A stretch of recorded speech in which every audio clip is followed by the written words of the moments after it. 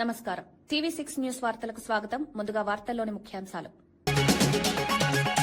Araku కౌని millet food మెనూను ఆవిష్కరించిన చంద్రబాబు, గిరిజన organic millet వంటకాలను ప్రోత్సహించిన సీఎం. మిల్లెట్ ఆహారంతో గిరిజన రైతులకు మార్కెట్ అవకాశాలు. అరకు మిల్లెట్ వంటకాలను రుచి చూసిన సీఎం. రైతులకు 24 గంటల కరెంట్ ఇవ్వాలని డిమాండ్ చేసిన హరీష్. రైతులకు కేవలం 12 గంటలే కరెంట్ వస్తోందన్న హర్షిత్. విద్యుత్ అంతరాయాలపై ప్రభుత్వాన్ని నిలదీత. రైతు బంధు వెంటనే విడుదల చేయాలని డిమాండ్.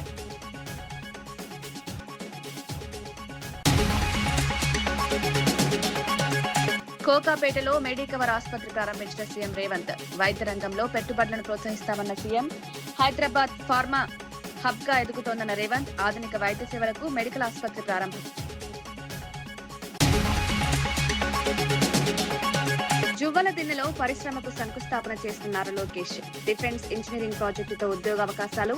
మత్స్యకార కుటుంబాలకు లాభం చేకూర్చే పరిశ్రమ. స్థానిక యువతకు ఉపాధి అవకాశాలు పెరుగుతాయన్న లోకేష్.